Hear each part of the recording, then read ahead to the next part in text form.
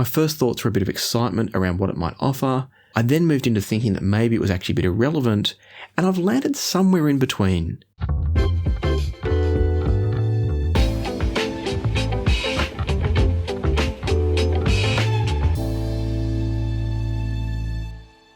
Hey folks, and welcome to another Passion for Sound audio review. Today we're taking a look at the Schiit Syn. Now I've just spelt that out because in the first 7 to 8 seconds I can't say the name of the brand, but very shortly I'll be safe and sound. That's all YouTube's rules, sorry about that. What we're talking about with the Syn here is that Schiit have released what they're calling a universal surround sound headphone amp and preamp. Oh, and DAC as well, of course. And so what that means is that this could be a simple all-in-one device for many of you, particularly if you want to be able to bounce between headphone listening, maybe some surround sound or some 2-channel listening, and you don't want to buy all sorts of different devices to give you that capability. It'll let you run a sub and a pair of monitors, or maybe a little surround sound system and a subwoofer, or just be a simple DAC and headphone amp with a kind of crossfeed function. At $399 US, it's very affordable, it's very compact, and it's very simple, but also very versatile. Having said that, I've come into this as someone who has a headphone and 2-channel near-field listening setup, and so I have to admit that I didn't know if it was going to be any use for me, if it was going to be worthwhile, what I was going to think of it, etc. And I've been on a bit of a journey with it. My first thoughts were a bit of excitement around what it might offer. I then moved into thinking that maybe it was actually a bit irrelevant, and I've landed somewhere in between. And so come with me now as we talk about the Schiit Syn and what it can do and maybe can't do for you if you're like me and you're running 2-channel and headphones only.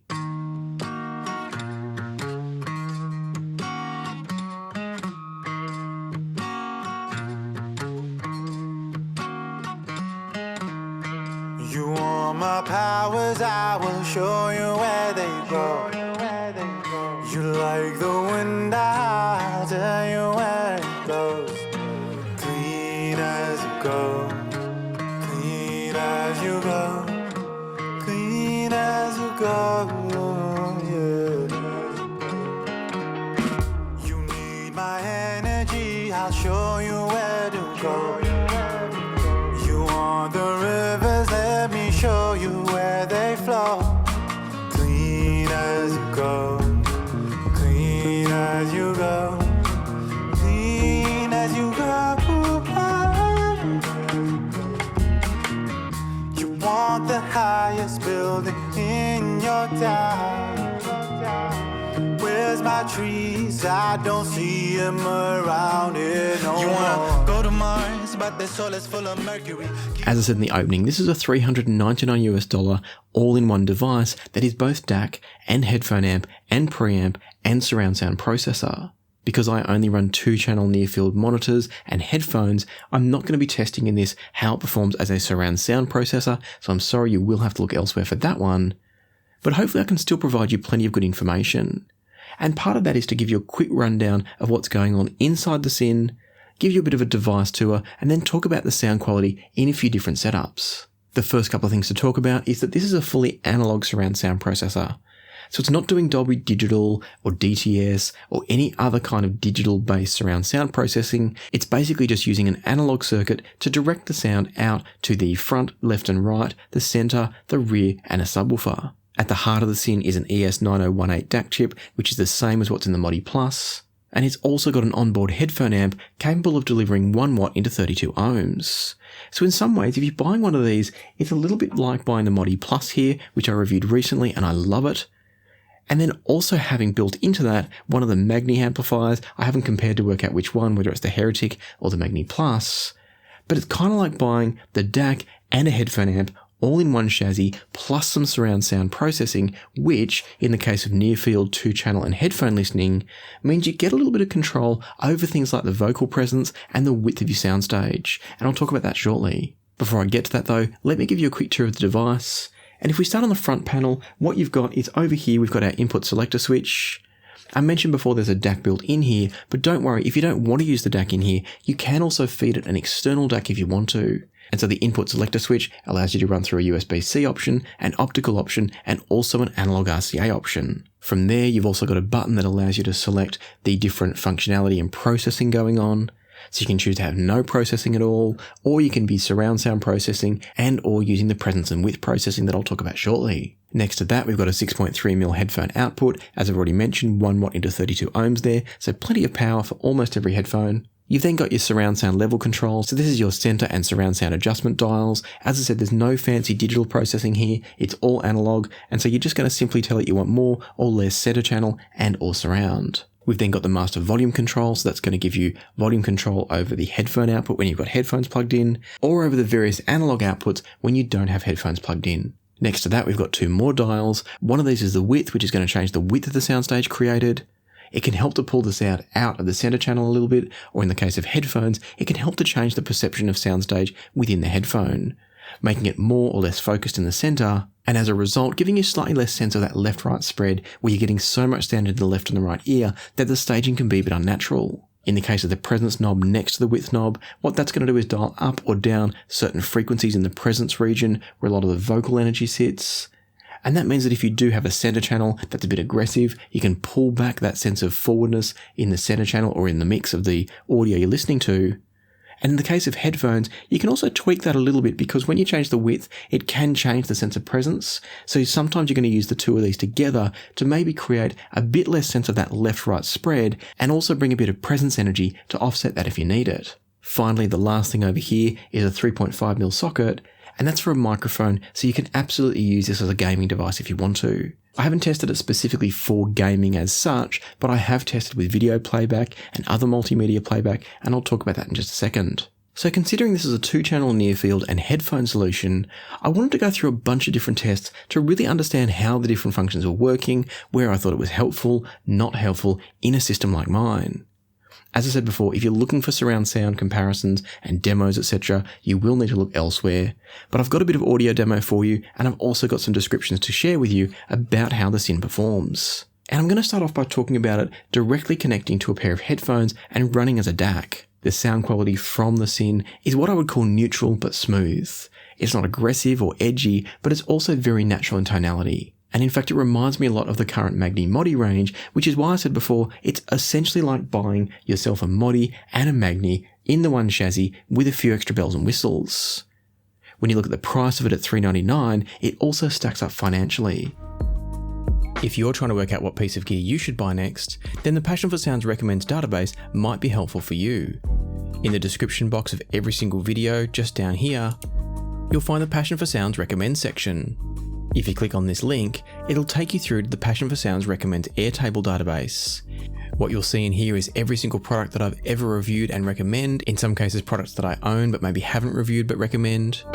And then once you're in here, you can use the filter button up here to decide to filter by things like whether or not the product type is for a headphone, for example. So maybe you're looking for a headphone. Filter it by that and you can now see every headphone I recommend. You can sort it by price, which is the default sorting, or any other sorting method that you want. And then once you've got the list of products you're looking for, you've got the links to the reviews of the products, and then also purchasing links for global retailers and also regional retailers for the US, Australia, Canada, and the UK. So feel free to play around with this, sort it, filter it however you want to. It won't affect what anybody else sees, and you can hopefully find just the right products for you.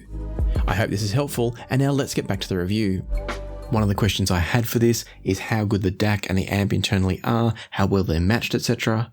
And so one of the other things I wanted to try was to run an external high quality DAC into this and then feed it out the headphone stage.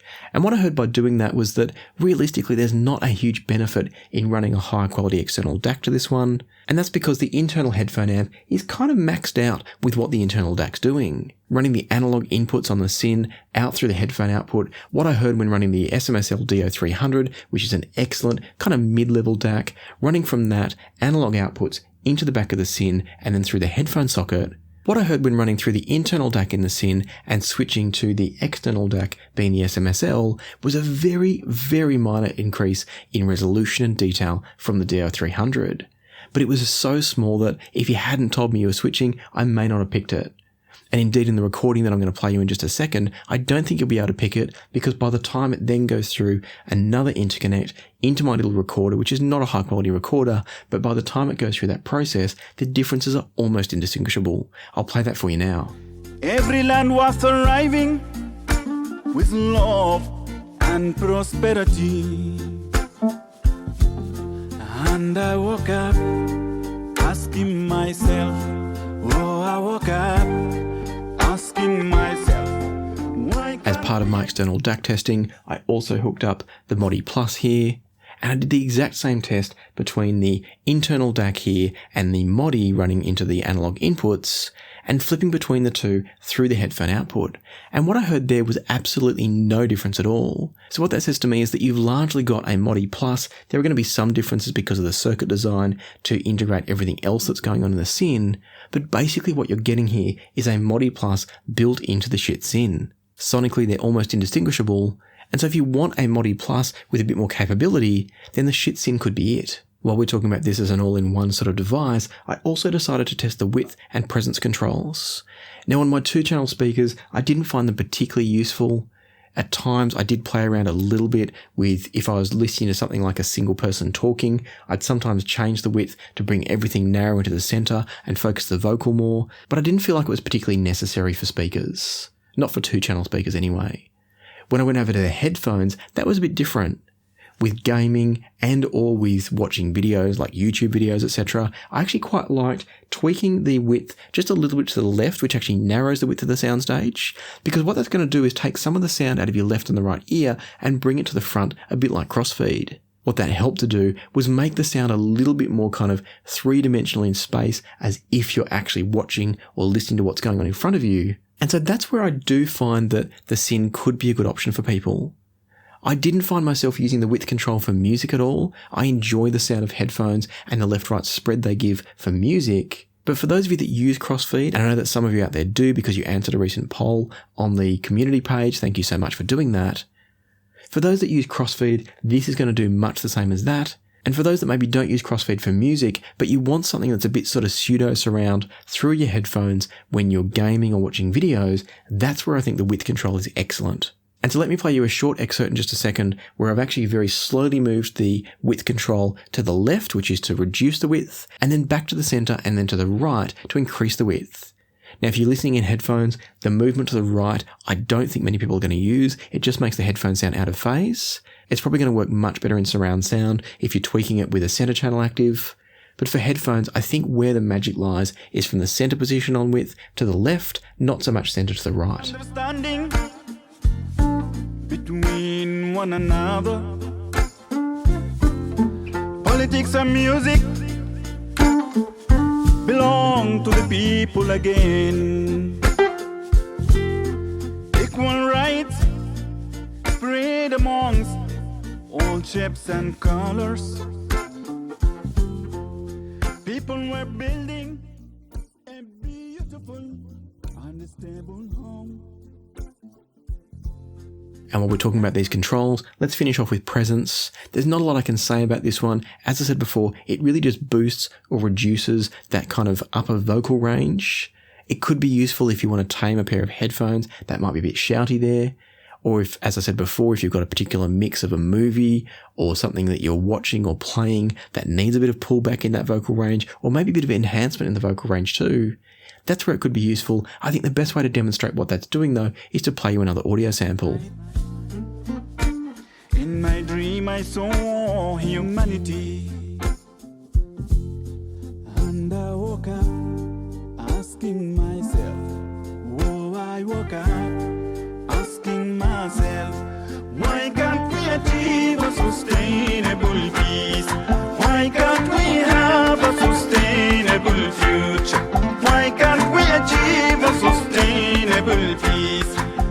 And so hopefully you've got a sense now of what the Syn can do as a sort of all-in-one desktop solution if you're a headphone and near-field listener. Having demonstrated the various features and functions, the one final thing I think I should talk about here is how this does perform in a preamp type role. If you are using a high-quality external DAC and you just want to bring this into your system as a little bit of a control for that extra sense of width, or maybe that presence EQ functionality that it's got there, or maybe you want to look at this as kind of a magical headphone preamp solution that gives you a bit of extra control whilst not getting too much in the way of your existing speaker setup, If that's something that's of interest to you, then what I'd say is that when I plug this into a high quality chain, like as I said before, using the SMSL DO300 or the Chord Hugo TT2 for instance, running from those DACs into the Syn and then out to my speaker setup, what I was hearing, or actually out to a high quality headphone amp for that matter too, what I was hearing was that I think the Syn's doing a pretty good job of being transparent in the system with all processing switched off. It's not perfect.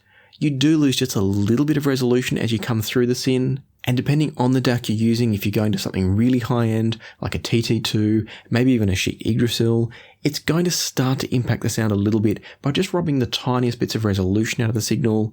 It might prevent you getting some of that soundstage depth that things like the Yggdrasil and the TT2 are so good at, and so do keep that in mind. It's not a completely transparent device, but it's also not horrible. I've used devices in the past that really muddy up the signal when you pass it through them. The Syn does not do that at all. And so for me, what I'd say is that if you're looking for absolute clarity, absolute performance from the rest of your source chain, then I'd probably set it up in a way that the Syn is an optional addition. So example, if you've got two inputs to your speaker amp or headphone amp, you might want to find a way to route one pair into the Syn and then into one set of inputs on your amplifier, whatever sort of amp that is, but then still have a direct feed from your high quality DAC straight into your speaker or headphone amp and bypass the Syn entirely. The good news is that the Syn is not going to change tonality at all. As I said, it doesn't muddy up or thicken up the sound. It just robs a little bit of detail and resolution, the very, very, very fine details. And that's where I think in a lot of systems, particularly a mid-tier sort of system, this is going to be a great addition if you want the benefits I've spoken about. But I think if you're running a high-end system already, I wouldn't look at including this in the chain. I think it is going to degrade the sound quality just enough that it kind of makes it irrelevant or redundant. Where I'd probably look at this instead is buying it to run as a separate standalone option. So either you'd use it integrated into a budget or mid-tier type system, or you'd actually look at it alongside a high-end system for those times that you just want computer-based audio, for instance, watching YouTube videos, playing games. That's where it's fantastic. You can run an optical or a USB connection into it and run it as a separate all-in-one DAC headphone amp combo. You can take the sound out of this and feed it into your speaker amp or another headphone amp. And that way you can get the benefits that this offers in terms of an all-in-one headphone amp and DAC with those surround sound controls, or in this case, the controls over the width of the soundstage and the presence region. That's where I think this is helpful. And so as I said at the beginning, I've been on a bit of a journey with this one. My first thought was amazing, this could be incredible, I love the versatility. Then as I played around with it, with music, I found it pretty much irrelevant. But then I came back around once I started playing with it from a gaming and video watching point of view. And that's really how I look at this now. This is not a device for audiophiles looking for absolute top quality audio. This is a device that is either going to replace a Magni Modi stack as an all-in-one solution, and or a device that's going to work really well as a gaming and video watching or video conferencing type solution, because you've got microphone input, you've got the controls over the width of the soundstage to help put that sound outside your head a little bit, and then the fact that it's actually a really lovely sounding device at an entry-level sort of price point, that's a bonus too. So think of it in those terms, and when you are thinking of it in those terms, I think it's actually fantastic. It's a device that I've thoroughly enjoyed having. I do use the features from time to time, not always, but certainly from time to time. And so I hope if you've got a near field and or headphone setup, hopefully this has given you clarity as to whether this can work for you. Now, given that it is a near field or headphone based review, I haven't really talked about the fact that you've got a remote control, and that allows you to control the volume, switch on and off the different processing modes. I should add that completely switching off the processing modes doesn't change sound quality, so you don't really need to worry about that too much. You can have it all switched on and just let it go. But hopefully all of this adds up to giving you a really clear picture of whether the Syn can work for you. As always, if you have found the video useful, helpful, or informative, I'd love it if you'd hit the like button and consider subscribing and ring the notification bell if you haven't already. But for now, let me leave it to the music, so happy listening, and I'll see you here next time on Passion for Sound.